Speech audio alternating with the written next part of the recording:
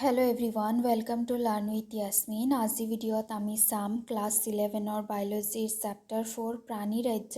আজিৰ ভিডিঅ'ত আমি যিটো টপিক আলোচনা কৰিম সেইটো হৈছে পৰ্ব নাম্বাৰ 11 পৃষ্ঠদণ্ডী প্ৰাণী বা কৰ্ডেটা। এই যিটো পৃষ্ঠদণ্ডী প্ৰাণী আছে এইটো পৰ্ব আমি ইয়াৰ আগত যিমান কেইটা পৰ্ব পাইছোঁ ইয়াৰ আগত আমি অলৰেডি 10টা পৰ্বৰ বিষয়ে জানিছোঁ। সেই পৰ্বৰ অন্তৰ্ভুক্ত যিবোৰ প্ৰাণী আছিল সেই প্ৰাণীসমূহতকৈ বহুত বেছি বেলেগ হয় এই পৃষ্ঠদণ্ডী প্ৰাণীসমূহ ইয়াৰ আগৰ পৰ্বতকৈ বহুত উন্নত ধৰণৰ হয়। ইয়াৰ যিবোৰ অংগতন্ত্ৰ সংগঠন আছে সেইসমূহ উন্নত ধৰণৰ হয়।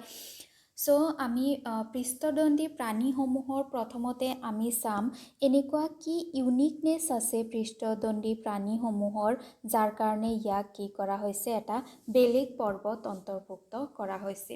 সো প্ৰথমতে হৈছে এই পৰ্বৰ অন্তৰ্ভুক্ত প্ৰাণীবোৰৰ এডাল পৃষ্ঠৰজ্জু বা যাক নটকৰ্ড বুলি কোৱা হয়।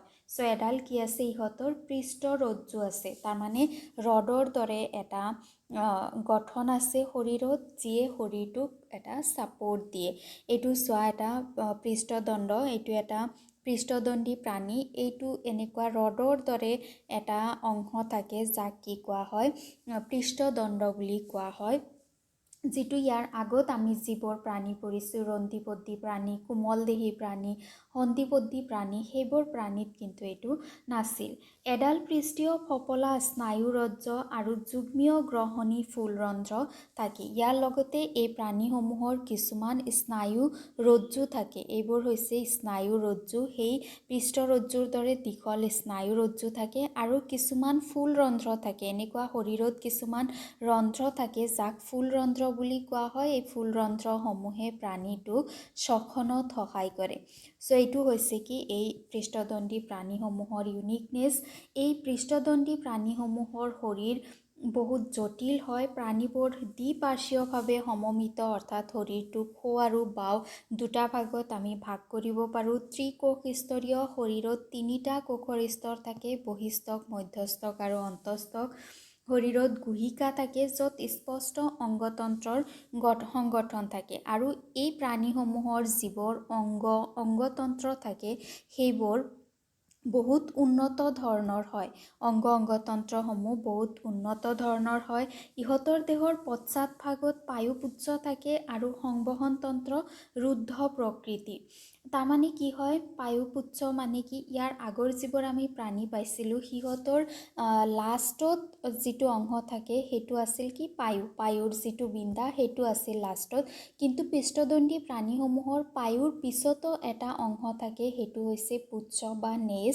ইয়াক বেলেগ বেলেগ প্ৰাণীয়ে বেলেগ কামত ব্যৱহাৰ কৰে। কিছুমান প্ৰাণীৰ ক্ষেত্ৰত এই যিটো পুচ্ছ সেইটো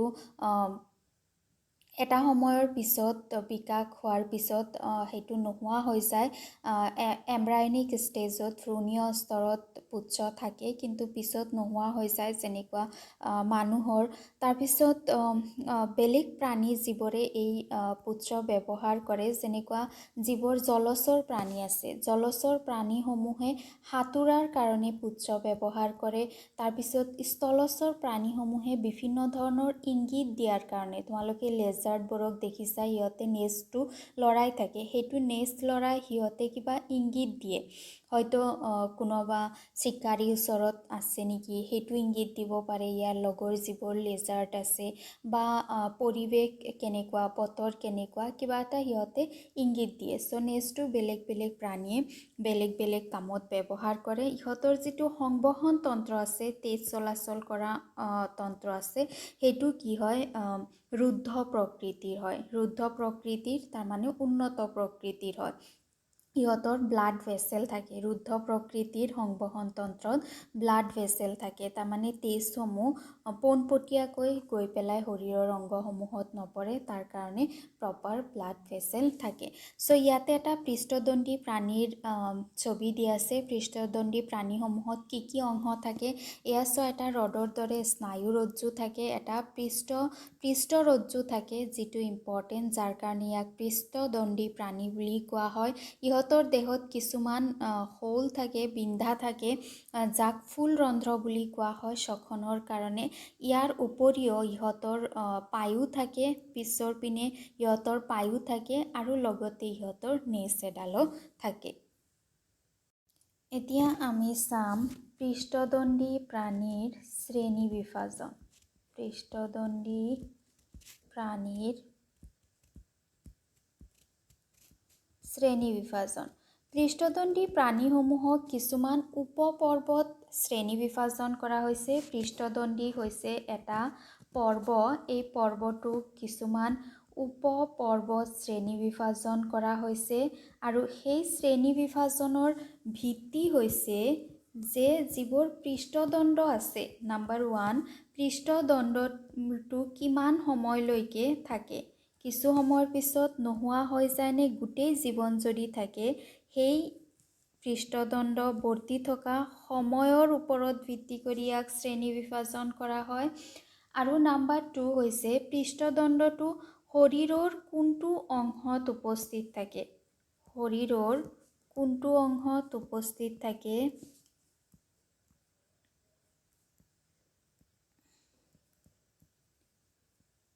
তাৰ ওপৰত ভিত্তি কৰি ইয়াক শ্ৰেণী বিভাজন কৰা হৈছে। চ' মেইনলি পৃষ্ঠদণ্ড প্ৰাণীসমূহক দুটা উপপৰ্বত ভাগ কৰা হৈছে। তাৰে এটা হৈছে নাম্বাৰ 1 হৈছে প্ৰট'কৰ্ডেটা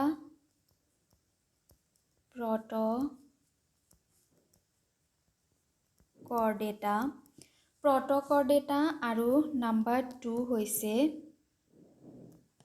মেৰুদণ্ডী প্ৰাণী।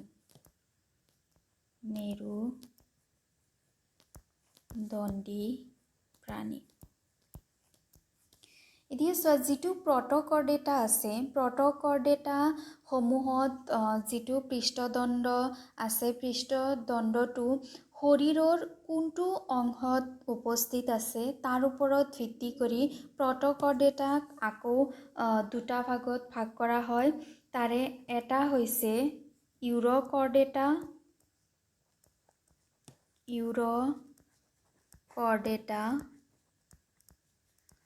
আৰু নাম্বাৰ 2 হৈছে চিফাল'কৰ্ডেটা।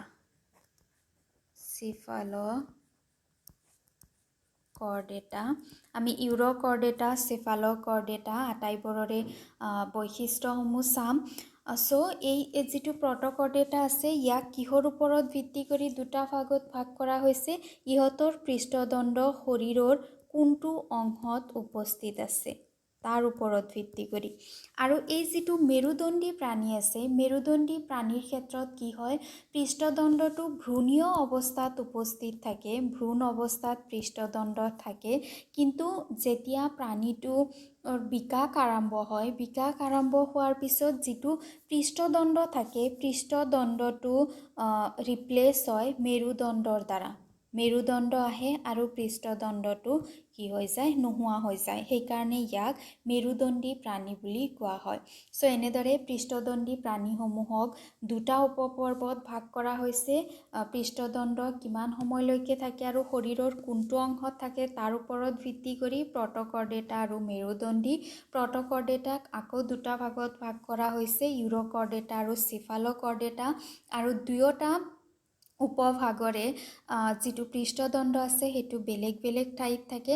আৰু হৈছে মেৰুদণ্ডী প্ৰাণী, যাৰ পৃষ্ঠদণ্ডটো বিকাশ আৰম্ভ হোৱাৰ পিছত নোহোৱা হৈ যায় আৰু তাৰ ঠাইত মেৰুদণ্ড আহে।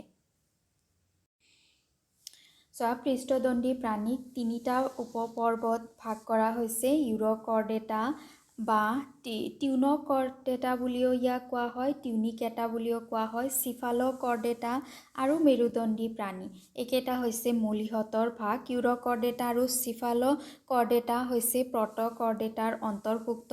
আৰু এই প্ৰাণীসমূহৰ কিছুমান বৈশিষ্ট্য হৈছে ইহঁত সাগৰীয়। এই প্ৰাণীসমূহক সাধাৰণতে সাগৰত দেখিবলৈ পোৱা যায়। ইউৰ'কৰ্ডেটাৰ পৃষ্ঠৰজ্জুডাল কেৱল পলু অৱস্থাত আৰু নেজ অংশতহে দেখিবলৈ পোৱা যায়।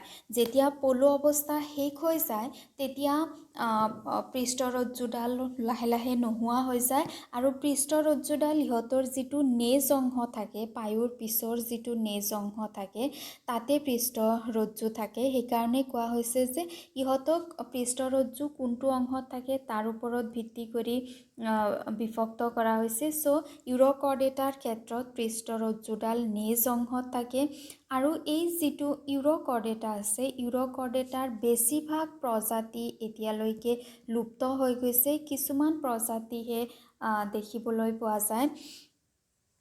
তাৰপিছত চিফালকৰ্ডেটাৰ বৈশিষ্ট্য হৈছে চিফালকৰ্ডেটাত পৃষ্ঠৰজ্জুডাল মূৰৰ পৰা নেজ অংশলৈকে গোটেই জীৱন জুৰি বিস্তৃত হৈ থাকে। চ' ইউৰ'কৰ্ডেটাত যেনেকুৱা কেৱল নেজ অংশত থাকে, কিন্তু চিফালকৰ্ডেটাত পৃষ্ঠৰজ্জুডাল গোটেই শৰীৰতে থাকে আৰু গোটেই জীৱন জুৰিয়ে ইয়াক দেখিবলৈ পোৱা যায়। আৰু এই যিটো চিফালকৰ্ডেটা আছে, চিফালকৰ্ডেটা সাধাৰণতে সাগৰৰ যিখিনি বালি অংশ থাকে, ইহঁত পানীত নাথাকে, সাগৰৰ চেণ্ডি অংশ যিখিনি থাকে, বালি থকা অংশ যি থাকে তাতে ইহঁতক দেখিবলৈ পোৱা যায়। চিফালকৰ্ডেটা মাছৰ দৰে দেখিবলৈ পোৱা যায়, কিন্তু ইহঁতৰ ফিন নাথাকে। মাছৰ যেনেকুৱা ফিন থাকে ইহঁতৰ কোনো ধৰণৰ ফিন নাথাকে। ইয়াতে উদাহৰণ দিয়া আছে ইউৰ'কৰ্ডেটা আৰু চিফালকৰ্ডেটাৰ। ইউৰ'কৰ্ডেটাৰ উদাহৰণ হৈছে এচিডিয়া, চালপা, ডলিঅলাম আৰু চিফালকৰ্ডেটাৰ উদাহৰণ হৈছে বেংকিয়ষ্টমা। তোমালোকে এইবোৰ গুগল কৰি ছবিবোৰ চাব পাৰা। চ' আজি ভিডিঅ'ত ইমানখিনি। ভিডিঅ' কেনেকুৱা পালা জনাবা, ভাল লাগিলে লাইক কৰিবা, ফ্ৰেণ্ডছৰ সৈতে ভিডিঅ' শ্বেয়াৰ কৰিবা আৰু চেনেল ছাবস্ক্ৰাইব কৰিবা। Thank U.